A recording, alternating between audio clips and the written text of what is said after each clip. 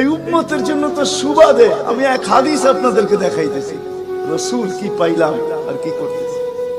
ওই রসুলের কারণে এই উম্মত জাহান্নামে যাবে, কিন্তু হাতকড়ি থাকবে না। এই উম্মত জাহান্নামে যাবে, পায়ে বেড়ি থাকবে না। এই উম্মত জাহান্নামে যাবে, গলায় শিকল থাকবে না। এই উম্মত জাহান্নামে যাবে, চেহারা কালো হবে না। অথচ জাহান্নামীদের চেহারা কালো হবে, এই উম্মতের চেহারা কালো হবে না। একজনের চেহারাও কালো হবে না। ফেরেশতা জিজ্ঞেস করবে, আল্লাহ চেহারা তো ঝকঝকে, গলায় নাই শিকল, পায়ে নাই বেড়ি, হাতে নাই হাতকড়ি, এটা আবার কি পাঠায় দিলেন? তো আল্লাহ জবাব দিবে, আমার বন্ধুর উম্মত, খবরদার। তো ফেরেশতা মালিক জিজ্ঞেস করবে, দারোগা হাতকড়ি নেই কেন?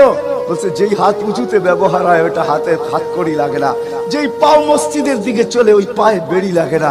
যেই কপাল আমার কুদরতি পায়ে জীবনে একবারও আমাকে পাওয়ার জন্য ঠেকায়া দিছে, সেজদা করছে, ওই চেহারা কোনোদিন কালো হয় না, গলায় কোনোদিন চিকন লাগে না। 3 জায়গায় আগুন লাগাবে না, খবরদার। চেহারায়, হাতে, পায়ে, বাকি শরীরে লাগায় দাও।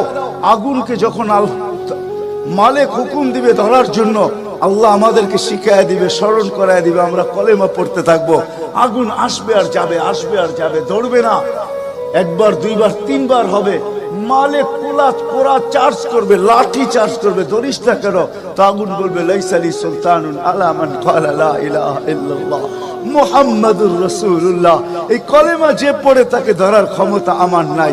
তারপরে আল্লাহ নিজে কি করবে? ইমাম কুরতুবী রাহমাতুল্লাহ আলাইহি লেখেন, ফাআমাতাল্লাহু মাউতাতান, আল্লাহ আমাদেরকে ঘুম পড়ায়া দিবে। মৌতের যেরকম ঘুমের দোয়া, মৌতের দোয়া আর ঘুমের দোয়া একই দোয়া। আমরা ঘুমের দোয়া পড়ি, আমুতু আহিয়া, আল্লাহ মরতে চললাম, কাল সকালে উঠাইলে উঠবো, না হলে আর কিয়ামতের আগে উঠবো না। তো ঘুমও মৌত, আল্লাহ ঘুম পড়ায়া দিবে। আযাব ঘুমের ভিতরে কমপ্লিট করে আল্লাহ বাহির করে নিয়ে আনবে। নবীর সুবাদে, নবীর সুবাদে। হায় হায় হায়, একটা পর্ব এরকমও আসবে, জানি না নারায়ণগঞ্জের মানুষ বুঝবে কি বুঝবে না। একটা পর্ব এরকমও আসবে নবীর সুবাদে, একটা পর্ব এরকমও আসবে নবীর সুবাদে, এরকম একটা পর্ব আসবে। আল্লাহ জিবরিলকে ডাইকা বলবে যে আরশের সাথে কান লাগাও। তো দেখবে যে আরশের সাথে কান লাগা একটা ক্ষীণ আওয়াজ আসতেছে, যেইখানতে বলতেছে, হান্নান মান্নান আনকিযনি, ও হান্নান মান্নান আমাকে বাঁচানা। তো জিবরিল বলবে, বড় ক্ষীণ আওয়াজ, হান্নান মান্নান বলে বাঁচাইতে বলতেছে।